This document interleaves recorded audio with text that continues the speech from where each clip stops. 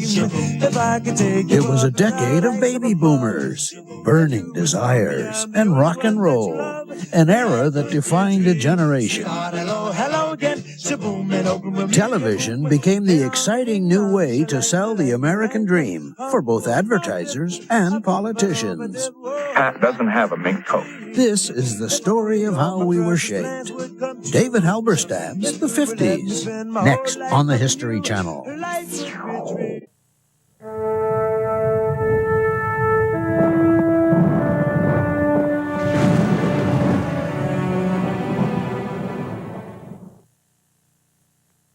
Hello, I'm Roger Mudd. Welcome to the History Channel. In September 1952, the most admired man in America showed up at a TV studio in New York, and politics was turned upside down. Presidential candidate Dwight Eisenhower agreed to film several television ads created by the Madison Avenue advertising genius Rosser Reeves. Reeves had already proven TV could sell cigarettes and toothpaste. In 1952, he was ready to sell a president. Our series, The 50s, continues with the box that transformed a nation. Television had the power to entertain and inform, and more than anything else, the power to sell. Join us now as the History Channel presents The 50s, Selling the American Way. Christmas Eve, night of great expectations. Night when children dream of candy canes and electric trains. This is the night when dreams come true, children's dreams, and the dreams of their parents. For on this Christmas Eve, into many homes will come a whole new world of entertainment. Super sets like this will bring to many families opportunity for greater understanding and the spirit of peace on earth and goodwill toward men. Rabba-labba-labba-labba-labba-ding-dong, rabba-labba-labba-labba-labba-ding.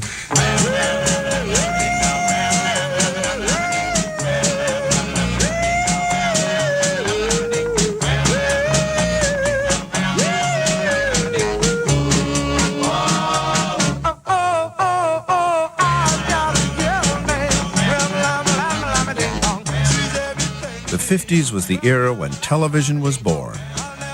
TV introduced us to new worlds, a powerful form of advertising, and a decade of unparalleled affluence.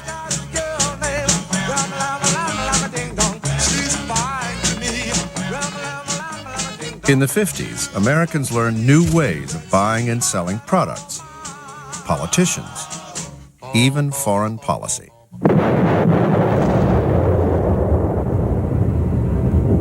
Communism, for the time being, is on the run in Guatemala. We thought the American dream would conquer the world. But were we too willing to believe our own propaganda? As advertising widened our horizons, did it narrow our vision? It was the old saying, be careful what you dream. Your dreams might come true.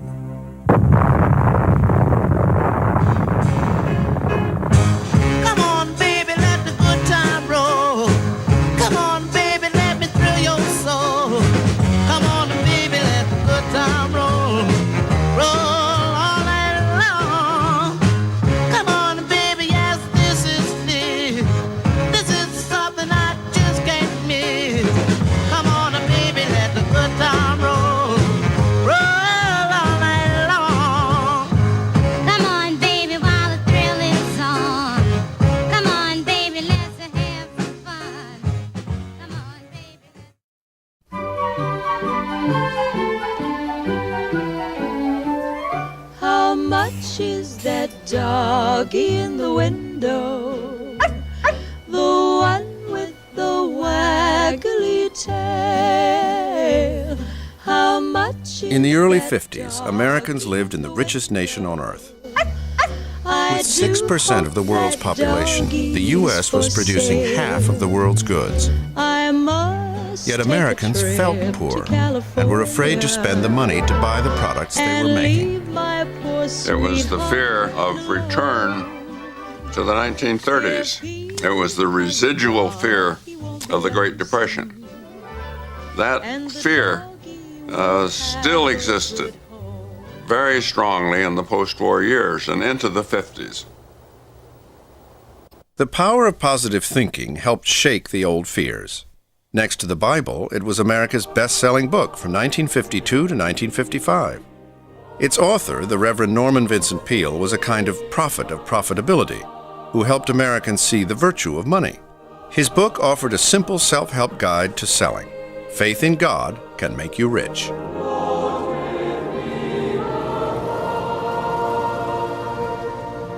The growth of drive-in churches, where worshipers listened to sermons from their new cars, suggested that some Americans now wanted money and God to share the same seat.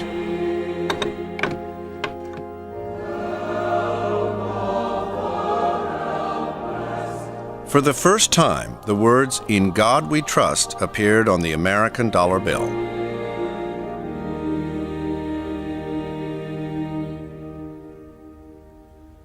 As making money became an American religion, businessmen tried to convince Americans that spending was not a sin.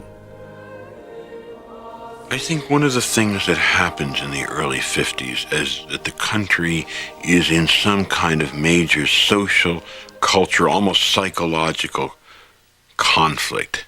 Are these house dresses guaranteed not to shrink? No, just the $14.95. People are beginning to feel guilty because they're spending more money than they used to. Oh dear, I hadn't planned to go as high as $15. Well, thank you anyway. You're welcome. They are living better than their parents. So there is a crisis, there's an emotional crisis, as you have a generation really in conflict with itself. To the rescue came a new science of advertising, motivational research. This is the Institute for Motivational Research, a place devoted to the intriguing business of finding out why people behave as they do, why they buy as they do. And this is Dr. Ernest Dichter. Welcome to our view on the Hudson. Ernest Dichter was a mysterious figure who helped advertisers understand how to reach American consumers through psychology. Listen to one of them. This is interview 87. It's one of over 300 depth interviews that we have conducted. Each one of them... Like a Madison Avenue Freud, Dichter sought to relieve the guilt Americans felt about buying.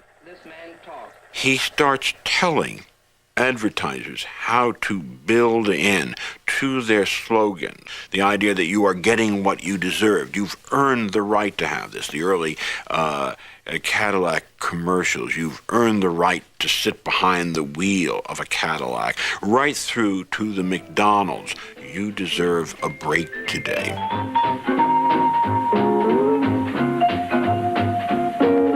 What a gal. What a night. What a car.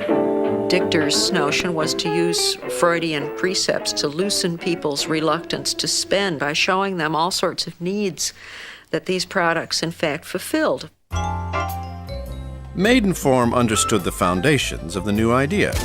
Sell women the notion that they could be what they buy. In the typical Maidenform ad, you find a young woman in a very unlikely place wearing only her brassiere and a skirt. I dreamed I got a lift in my Maidenform bra. She's talking about her décolleté. Can't possibly slip. What a construction job. In some ways, this is that awful dream you have that you wake up and you're at the Metropolitan Opera and everybody else is beautifully dressed and you're buck naked. But there's something else about the notion that you can transform yourself, that it's possible to be a new person from the skin out. A girl can be anybody. Advertisers learned to pitch to the hopes, fears, and dreams of consumers.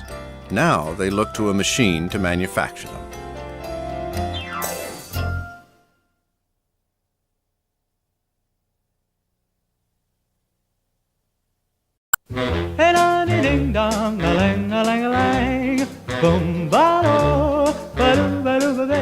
Throughout the 50s, Americans bought an average of 16,000 sets a day, 5 million sets a year. I'm the only one that you love. Life could be a dream, sweetheart. Hello, hello again. Shaboom, and hoping we'll meet again. Oh, life could be a dream. If only all my precious plans would come true. If you would let me spend my whole life loving you. Life could be a dream, sweetheart. TV brought new worlds into the home. It changed family life and eating habits. People all over America in the station breaks on the Gillette Fight of the Week, for example, all run to the bathroom at the same time and flush every toilet in Montclair, New Jersey, causing terrible sewer breaks. The coming of television created an obsession with watching things that ushered in a new generation of household appliances. Just as the television set gives you this kind of window image of what the world is like, so too does the front of your house, the picture window on the ranch house in Levittown. So too does the washing machine, so that you can peek in and watch the clothes go around. Shaboom, shaboom. All of a sudden, you can peek in the oven and watch your cake rise. Shaboom, shaboom. It showed people lifestyles, products, imaginary visions of what the world could be like on a daily basis, and made people avid to live a different kind of life. Here's a young lady who lives in a world of enchantment all her own. Its boosters sold TV as a glorious dream machine. Rye beer is rye gold and rye beer. But for America's advertisers, the dreams were strictly commercial. Rye means clean and it's clear. Rye means thirst-quenching beer. Join the millions who buy Rheingold beer, extra dry. To keep your place on the dealer's shelves and in the customers' minds, you must hit a lot of people with impressions that make them feel. The medium that does this is television. Our report details how advertising through television transforms strangers to your product into acquaintances, and acquaintances into friends, and friends into customers.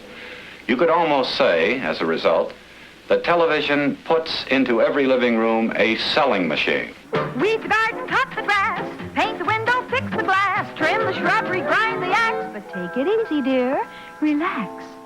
Advertisers sensed that TV was a direct pipeline from seller to consumer. Said one ad man, it was like shooting fish in a barrel. Black Label beer on hand. Mabel, Black Label, Darling Black Label beer. Television was so new that some people would watch anything.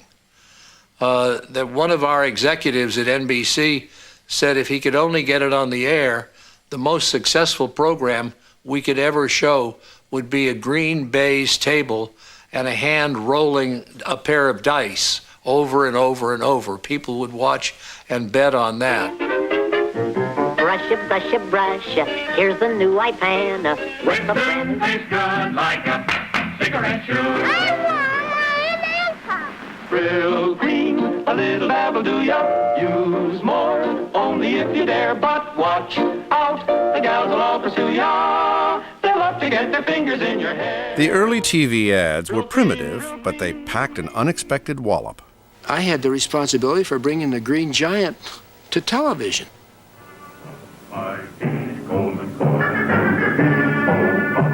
The more fluid the movement, the more it cost, and I guess we were trying to save money. So we ended up with this commercial where we had this lurching Green Giant. And then I had this bright idea of what do you identify with giants? Well, fee, fi, fo, fum. Boom, boom, boom, boom.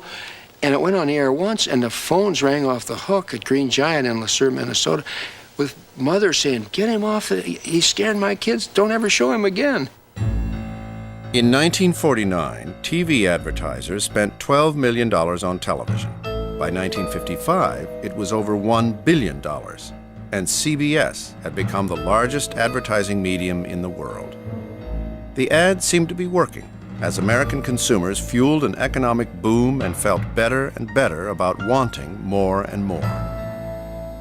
X-Lax, the laxity that helps you towards your normal regularity gently overnight, and Hearts Mountain, the pet product for happier, healthier pets, proudly present Queen for Today, the Cinderella show, starring Mr. Jack Bailey. Thank you very much. New TV shows reflected the wonder over the country's sudden affluence.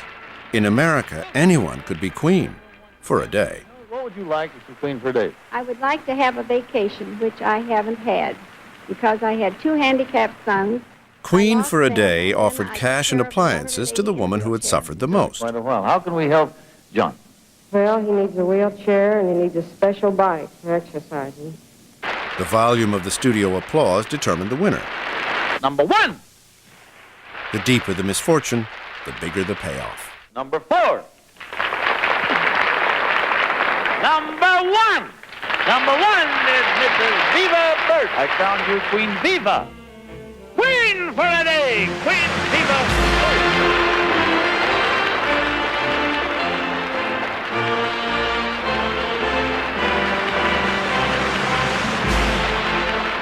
Here it is, a total stroke of luck. You're going to be the one that gets all the wonderful consumer appliances. It's just great. It's just like the act of turning on the television. Something wonderful's going to happen. In most countries, early TV was meant for education and supported by the government. In the United States, TV was always a business, and in the early years, sponsors tried to assume a degree of control over programs that seemed increasingly sinister. The John Cameron Swayze news program was called the Camel News Caravan, for Camel cigarettes. And in the control room, every night, just before the program went on the air, the account executive would appear carrying a carton of Camel cigarettes, and everybody who had Chesterfields or Lucky Strikes had them picked up and replaced by Camels. Wouldn't a cigarette taste good right now? The allure of ads worried critics, who feared that we were being seduced into buying products by people who knew how to manipulate our basic desires. Have one with me. Have a Marlboro cigarette. Vance Packard's best-selling book, The Hidden Persuaders, convinced many Americans that their thoughts were being controlled by mysterious forces. He asked a telling question: when you're manipulating, where do you stop?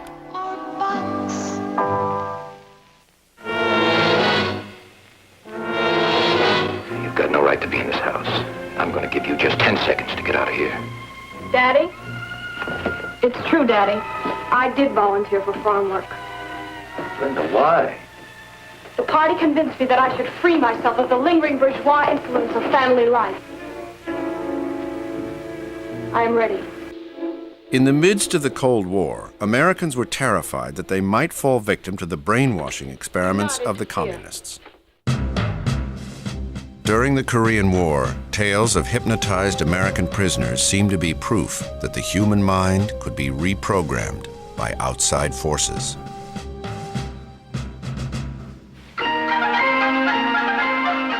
To early critics, TV advertising was a capitalist version of brainwashing. In this instructional film, the NBC network pitched radio advertisers on how to use the new power of television. You, the advertiser, know that more and more selling must be done in the minds of customers before they get to the store. The NBC film takes the advertiser inside the mind's eye of an average woman. Her brain is a black and white world of cluttered newsprint impressions. Then television arrives. The clutter is swept away, leaving her helpless before the hypnotizing power of the new selling machine. This is the wonderful wet strength you get in Scotties. So next time you shop, get the family size and several vanity size boxes of Scotties. New Scotties with wet. The great castles of capitalist mind control were the skyscrapers on Madison Avenue. Here were the best and brightest of American society, intellectuals practicing a new science. They exerted a peculiar fascination on the public imagination. Americans wanted to know more about the people behind the curtain, the men who turned the dials and controlled their minds, the ad men.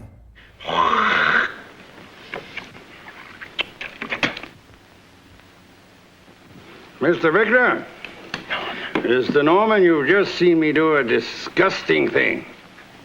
But you'll always remember what I just did. The Hucksters was part of a new trend in fiction. Advertising men became the new heroes or anti-heroes of American life. Why do we outsell them? Because we out-advertise them, right? Right. Example, beauty soap, beauty soap, beauty soap. Repeat it till it comes out of their ears. Repeat it till they say it in their sleep. Irritate them, Mr. Norman. Irritate, irritate, irritate, Anacin. With most headaches, pain mounts up. You feel dull, depressed. Tension puts nerves on edge. The creator of this Anacin ad was one of the founding fathers of TV advertising, Rosser Reeves. In his ads and in his life, he celebrated the joys of buying and selling with an unbridled enthusiasm that marked the spirit of the decade.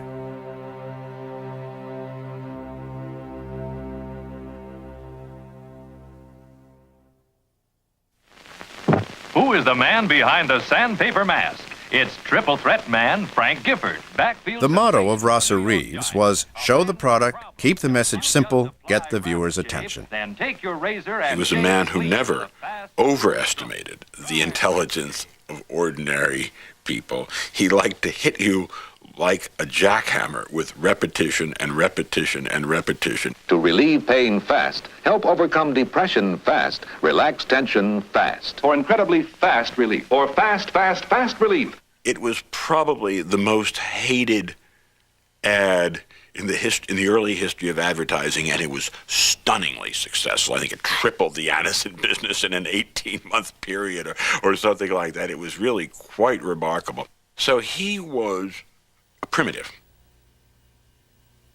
Rosser had just an absolutely insightful understanding of television and what it could do. He decided to create a picture. Doctors know for how Anacin relieved pain, and that's still talked about as the Hammers in the Head campaign. Tension puts nerves on edge. He used this old story about the farmer with a sick mule who calls the veterinarian. The veterinarian looks at the mule for a few minutes, picks up a 2x4 and hits the mule right in the center of the head. And the farmer said, I hate you to cure him, not to kill him. And the vet says, yeah, but first I got to get his attention. This is a high-powered hunting rifle. At the trigger, champion Doc Barth. Target, solid oak. Bullet, a Bic ballpoint pen. Will it still write? Rosser Reeves was a man of naked ambition and hidden dreams. Like many ad men of the time, he saw himself as an intellectual practicing a new science. While he made himself a fortune writing jingles and slogans, he spent his off hours writing spiritual novels and poems about the apocalypse. The curious end of restless man, who for a second of galactic time floated upon a speck of cosmic dust around a miner's sun. The spirit moved Rosser Reeves, but so did the sound of money. The son of a minister, he didn't have much money growing up. As an adult, he evolved a simple philosophy. The key to making money was to spend it. He said, now what I want you to do is to go out and get yourself deeply in debt. Now, I had come from the chemical bank, and that wasn't anything we taught anybody. And I said, deeply in debt, Rosser, what do you mean? He said, buy everything you've ever wanted. Buy yourself a new car. Buy yourself furniture. Buy your wife jewelry. And I said, why should I do that, Rosser? And he said, because when you get so hopelessly in debt, you will work so very hard that you will become a success in our industry.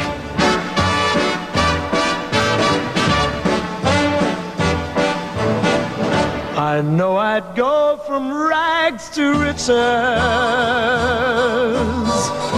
if you would only say you care. In Jamaica, Reeves built himself a palace at Half Moon Bay, attended by 26 servants, and a butler on call 24 hours a day. Rosser came after me to do a history of the Bates Agency. I said, Rosser, why do you want this so much? And he said to me, Martin, he said, I'm going to be 50. I'm going to retire soon. I'm going to go back to my place at Half Moon in Jamaica. I'm going to be stretched out on a chaise longue beside the swimming pool. I'm going to be looking out over the bay. I'm going to have a sip of a Tom Collins. I'm going to reach out my hand for a book. I want it to be a book about me. You're watching one of the world's great golfers at the Memphis Country Club. It's Dr. Kerry Middlecoff, National Open Champion. Hi, Kerry. That was a great round. Thanks, Jack. Kerry, I noticed you smoked those Viceroys of yours all through the match. I always do, Jack. I get a lot of pleasure out of Viceroys. Rosser was not cursed with any strong social conscience. If he could appear to have doctors endorsing a product like cigarettes, which in retrospect is just horrible, didn't bother Rosser. So join Dr. Kerry Middlecoff and discover the smoothest taste in smoking. It's the Viceroy taste. Smoother, smoother, smoother, Viceroy. Smoother taste cause Viceroy has twice as many filters as the other two leading filter cigarettes. The aim of being in business was to make money. It wasn't to make friends. It wasn't to charm people. It wasn't to entertain the world. It was to make money. And the way you made money in the advertising business is by convincing the client that your ad sold his product. Now, this was tricky to do because it's very difficult to prove that an ad sells a product. And as a matter of fact, Rosser said that the modern advertising man's problem, the client walks in and throws two newly minted silver dollars on his desk and says, "Mine is the one on the left. You prove it's better." I'm a peanut, drenched in milk chocolate. M&M's milk chocolate melts in your mouth, not in your hand. Simplify, oversimplify the claim, that didn't matter, but focus on one claim for your product. And he did that with great success. There was nothing subtle about him, and he took that to politics in 1951 and 52, selling Dwight D. Eisenhower. The 1952 presidential campaign pitted General Dwight D. Eisenhower, known as Ike, against Adlai Stevenson, who had a reputation as a magnificent speechmaker. Fearful that the shy general would not go over well with the public, Ike's handlers turned to Rosser Reeves. Reeves wanted to sell Ike through a series of TV spots, something that had never been done before in a national campaign. Because the idea was so new, Reeves was making up the rules as he went along, and while Ike, the distinguished war hero, tried to put the best face on it, he was terrified of putting himself in the hands of an ad man. You remember Franklin Delano Roosevelt's inaugural address? People only remember one thing in it. The only thing we have to fear is fear itself. There in the middle of an inaugural address was a 5-second spot, and that's all people remember. So I simply decided that if that was what democracy is all about, why not tell more people? Eisenhower Answers America. He wrote 28 question and answer spots for Ike. Reeves wanted to shoot the answers first, then find the questions. Can that be true when America is billions in debt? When prices have doubled, when taxes break our backs, and we are still fighting in Korea? It's tragic, and it's time for a change. Reeves wanted Ike to look strong, so he wouldn't let him wear glasses. Unfortunately, that made it hard to see the cue cards. For each answer, Reeves had Ike look down toward the left of frame as if listening to questions. Then Ike turned slightly to read the huge cue cards. For the finish, Reeves told Ike to turn to the camera. We are going to bring them down, and here's how. When all the answers were in the can, Reeves went searching for average Americans to ask the questions. He grabbed tourists outside of Radio City Music Hall and pulled them into the studio. Reeves told them to look up and to the right of frame. They didn't know it, but the angle of their gaze would further inflate Ike's stature. The Democrats have made mistakes, but aren't their intentions good? Well, if the driver of your school bus runs into a truck, hits a lamppost, drives into a ditch, you don't say his intentions are good. You get a new bus driver. It was hours, I think it was 4 hours or something like that, that Eisenhower was in the studio, Reeves producing new scripts constantly in the background, passing them to Milton Eisenhower, who would vet them for suitability and then give them to his brother, who was to take them as they came in. And Eisenhower would get more and more upset about some of it. And finally, Reeves remembered Eisenhower shaking his head and saying, "To think that an old soldier would come to this."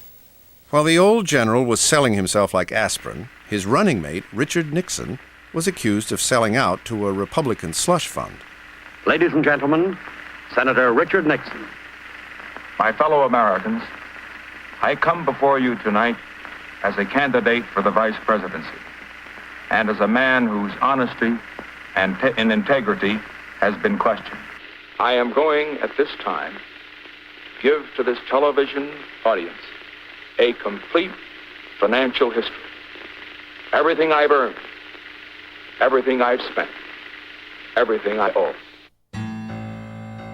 In the presidential campaign of 1952, a scandal surfaced over money given to Nixon by a group of California businessmen. Instead of supporting Nixon, Eisenhower started to look for a replacement. When Nixon heard about Ike's plans, he didn't go to the press. He did something unheard of at the time. Nixon's instinct was, well, we don't need the printed press as a connecting link between us and the people. We can go over their heads through the use of television. So it is a quantum leap in political manipulation. Pat doesn't have a mink coat, but she does have a respectable Republican cloth coat. And I always tell her that she'd look good in anything.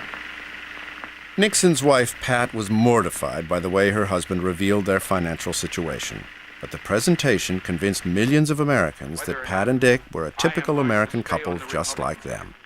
Nixon used that popular sentiment to force Eisenhower's hand. Because I'm not a quitter. But the decision, my friends, is not mine. I would do nothing that would harm the possibilities of Dwight Eisenhower to become president of the United States. And for that reason, I am submitting to the Republican National Committee tonight through this television broadcast the decision which it is theirs to make. I have been a warrior, and I like courage. And tonight I saw an example of courage. All those in favor of Nixon continuing as a candidate will say aye.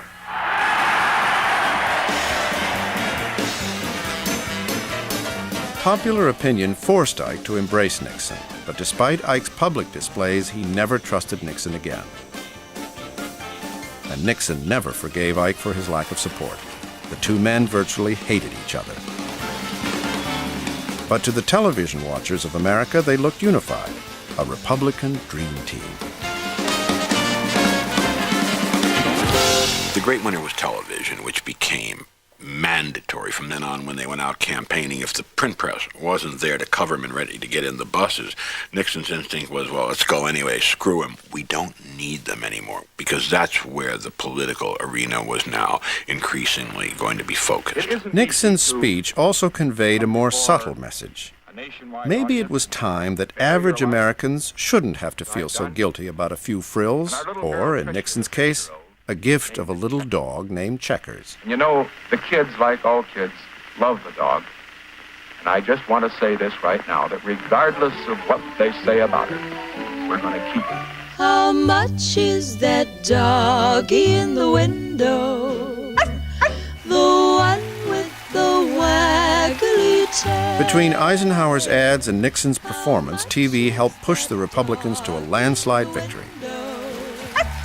It was the beginning of a profound change in the American political process, a change that would echo throughout the world. Political parties declined in influence as the message of politicians became less important than the shaping of their image. Politics became casting. I mean, you were trying to make your candidates look as good as you could and sound as intelligent as possible, and they were being packaged through television, which you could never do before. I mean, television packaged politicians, and that had bound to have an effect on politics.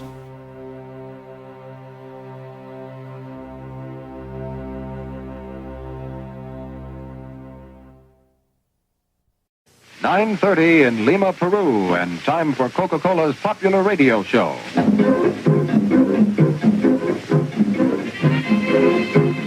In the post-war era, the United States poured foreign aid into Europe and Asia and flooded overseas markets with American products and popular culture. Critics called it sentimental imperialism. See the pyramids along the Nile, and watch the sunrise on a tropic isle. But just remember, darling, all the while, you belong to me. America's economic might was backed by an awesome military power at the service of a Cold War crusade to fight communism. It was a strange mixture of good works and ruthless power politics. In 1953, a new branch of the American government called the CIA staged a covert coup in Iran to protect oil interests. You belong to me. In the United States, Eisenhower needed voters to support his foreign policy. Using marketing techniques learned in the campaign, his administration packaged the ruthless tactics of the Cold War as a goodwill mission for democracy. There was little truth in advertising. Fighting ends in Guatemala. These rebel troops, backed by air power, have compelled the ousting of Guatemala's pro-communist regime and have won a ceasefire from... This is the story that most Americans heard. In fact, it was raw fiction, an imaginary revolution invented by the Eisenhower administration. The truth was that the U.S. government had staged a coup of a democratically elected government to protect U.S. economic interests. There was economic imperialism, done covertly under the name of democracy and anti-communism, done by the CIA with the American press kept out in a way that would make it look like it was something very different. One of the key operatives in this elaborate cover story was an ex-Marine named Phil Rettinger. I was called over to the Latin American branch, and one of my friends was over there, and he said, "Say, we've got a job for you." And I said, "What are you talking about?" He said, "We want you to take over the government of Guatemala." Of course, I've been hearing about this, but I said, "Well, what do you, this is out of my activity." He said, "Well, listen, you're a lieutenant colonel in the Marine Corps, and you could do anything." You know that, don't you? Nobody in the government ever thought that Guatemala was any threat to the United States. What they were the threat to was the United Fruit Company. That's the only reason in the world. Work all night and a drink a rum. Daylight come and we want go home. Stack banana till the morning come. Daylight come and we want go home. Come, Mr. Tallyman, tally me banana. Daylight come and United Fruit was known as the octopus for the way it held Guatemala in its grip. The octopus controlled 40,000 jobs. Live 6 foot, 7 foot, 8 foot bunch. It owned half the country's arable land. 6 foot, 7 foot, 8 foot bunch. Almost all the country's railroad tracks belonged to United Fruit. In 1952, Guatemalan workers toiled for 50 cents a day. United Fruit reported an annual profit of $65 million, twice the total revenue of the Guatemalan government. A beautiful bunch, a ripe banana. 50 ships, known as the Great White Fleet, hauled the bananas away to American supermarkets. They were sold under the brand name of Chiquita. Live 6 foot, 7 foot, 8 foot bunch. The man who ran United Fruit was Sam Zamore, whose nickname was Sam the Banana Man. In 1952, Sam was not happy. A new government in Guatemala wanted some of Sam's bananas. To improve social conditions, Guatemala forced United Fruit to sell back part of its land, then gave it in parcels to 100,000 peasants. It was the brainchild of an idealistic president, Jacobo Arbenz, who thought land reform would save his country. He might as well have declared war on the United States.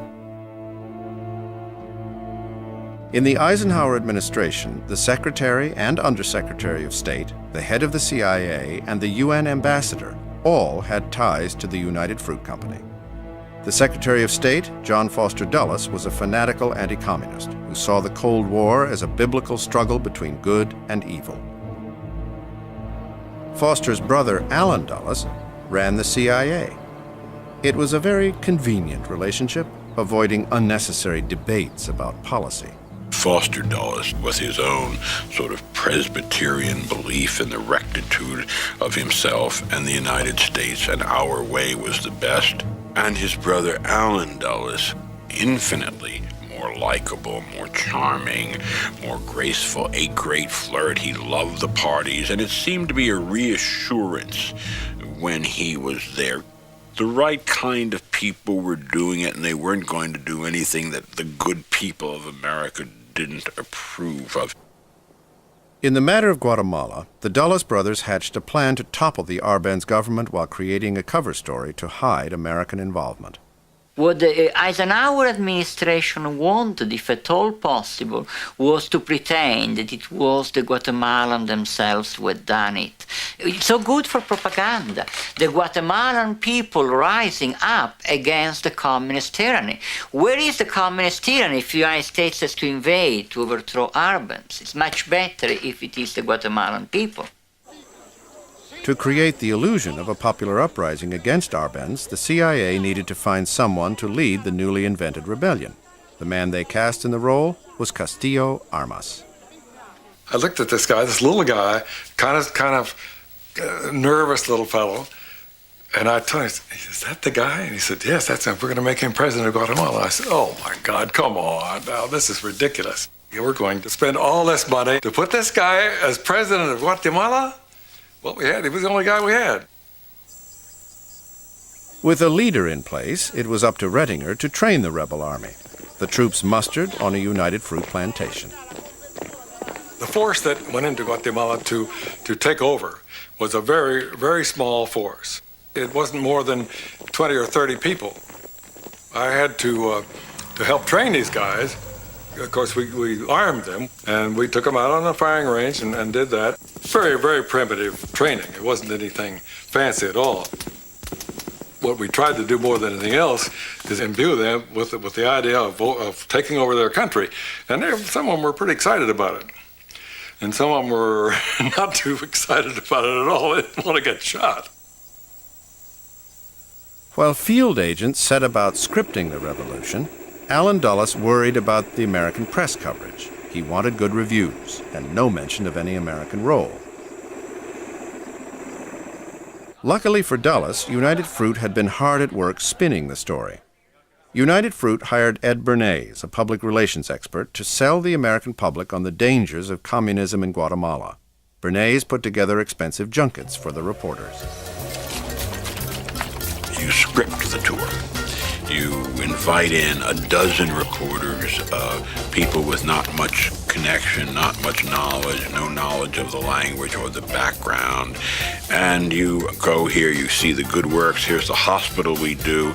Let's go see a typical worker in his home. And it worked by and large. There were an awful lot of newspapers in America who weren't going to send reporters to cover Guatemala unless it was all paid for by United Fruit. So it played to the laziness of the press. When the reporters returned home, they repaid United Fruit's kindness with just the kind of stories the company wanted to see. Only one journalist bucked the official line, the New York Times correspondent in Mexico, Sidney Grusin. You only had to look. Nothing was hidden very much. You could go outside the main city and see the training. You could see the troops that we had bought. You could see the old airplanes that we had given them. And there's something in the air in a town like Guatemala City when the thing is bubbling and you just know something is going to happen. Grusin wrote about the secret U.S. mission and the success of Arbenz's land reforms. Furious, Allen Dulles arranged a luncheon with an old Princeton classmate, the business manager of the New York Times.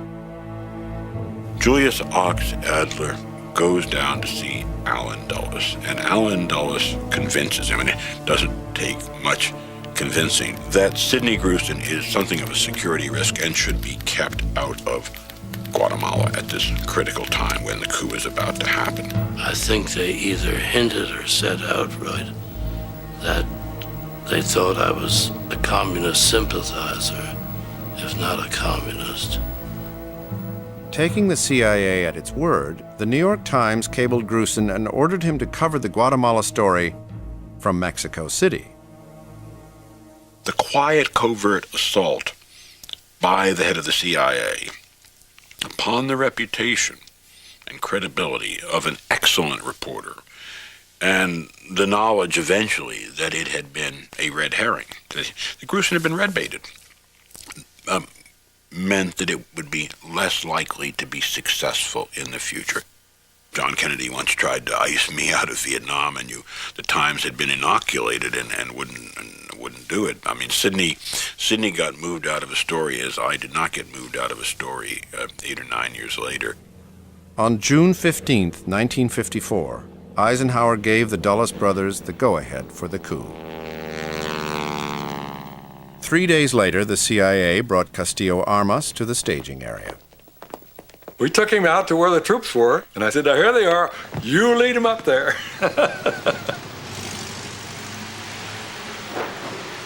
But it was really a pitiful force that went up there. They had a hell of a time, of course. They ran into all kind of trouble. At the very first sign of resistance from government forces, the rebel army turned tail and fled back to Honduras. Afraid the ragtag rebel army might be destroyed, the CIA ordered Castillo Armas to camp 6 miles inside the border and wait for further instructions. Meanwhile, at the UN, U.S. Ambassador and United Fruit stockholder Henry Cabot Lodge tried to put events into perspective. Because it is certainly true that the United States has no connection whatever with what is taking place. The information available to the United States thus far strongly suggests that the situation does not involve aggression, but is a revolt of Guatemalans against Guatemalans. On June 26th, Eisenhower agreed to supply the rebels with American planes and pilots. When one pilot accidentally dropped a few bombs on neighboring Honduras, the CIA hastily wrote a cover story blaming the incident on the Arbenz government. Responsible. Reporters are flown in for a first-hand look at the results. A few small holes in the airfield caused by bombs that didn't explode. Nevertheless, their falling stirs up strong resentment in Honduras over an unwarranted air attack.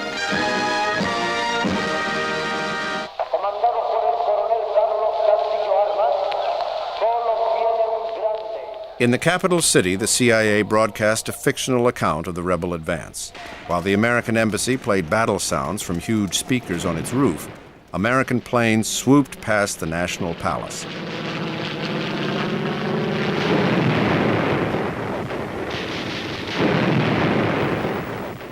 On June 27th, Arbenz stepped down. He realized when he started flying American planes over the city and bombing it, he knew the Americans were involved, and there's no way that I can win this one. I'm sure he thought that. Meanwhile, the problems of correspondents who covered the brief revolt are graphically shown too. The situation firmly in hand, the CIA let the American media in to cover the story. And the story is good. Communism for the time being is on the run in Guatemala. Castillo Armas was installed as president, knowing he had the full support of the United States and the United Fruit Company. President Armas presents the chief executive with a presidential seal worked by nuns in a Guatemalan convent. The president, as he admires the president was just tickled pink the way the thing went. It was very inexpensive, very inexpensive. And we lost none of our people and lost very few of anybody. The U.S. and United Fruit were pleased with the budget price of the coup, but the ultimate cost to Guatemala was very high. A few months after the coup, 7 leading labor organizers were mysteriously murdered, and all of the unions were banned. The cost for Guatemala is, one, the best government in the history of Guatemala was overthrown. All the reforms are eradicated. The 100,000 peasants lost their land. Then, what the United States did was to strengthen the Guatemalan army and created a Frankenstein that has ruled Guatemala together with the Guatemalan upper class ever since then, and which is responsible for the slaughter of about 150,000 Guatemalans, for making of the Guatemala the worst human rights case in the hemisphere. Now the village mission bells are softly ringing. If you listen with your heart, you'll hear them singing. Vaya con Dios, my darling. United Fruit saw profits rise once more, while Americans remained largely unaware of the secret subversion of their own democratic principles. The supply of bananas had not been interrupted. So now that you've seen where bananas come from before they reach your table, our journey to Banana Land is ended. We hope you enjoyed the trip. We know you like bananas.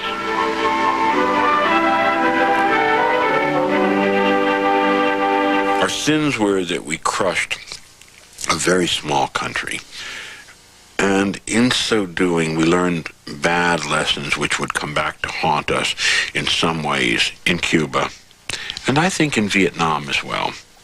1 year after the Guatemala coup, the United States began funding an anti-communist government in South Vietnam.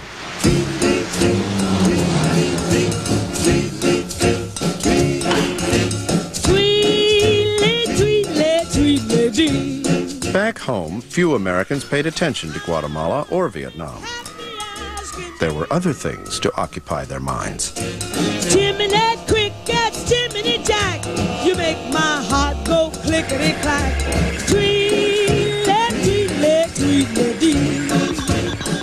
In 1955, new phrases entered the American language. Automated, church key, cue card, demolition derby, rock and roll, UFO, cleavage. Hunkies, pieces bite. That same year, the country caught Davy Crockett fever, as kids who loved the TV show bought $100 million worth of coonskin caps and fringe leather jackets. The American public would not become aware of their secret government until the 1960s, when a failed invasion of Cuba known as the Bay of Pigs and a growing involvement in Vietnam led many Americans to question whether their leaders were telling the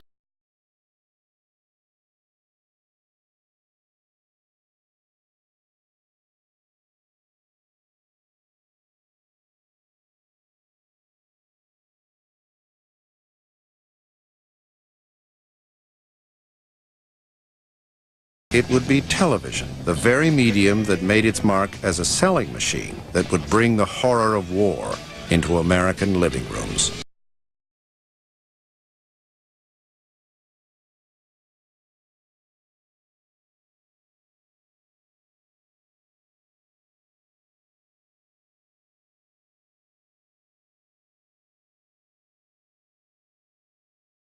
During the coup in Guatemala, ousted President Jacobo Arbenz escaped to Cuba, then moved to Mexico, where he died in 1971.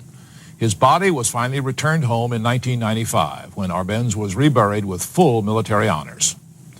Now here's a look at our next episode of the 50s. The American family, our perception is of stable marriages and happy homes, but the family foundation was already showing some cracks.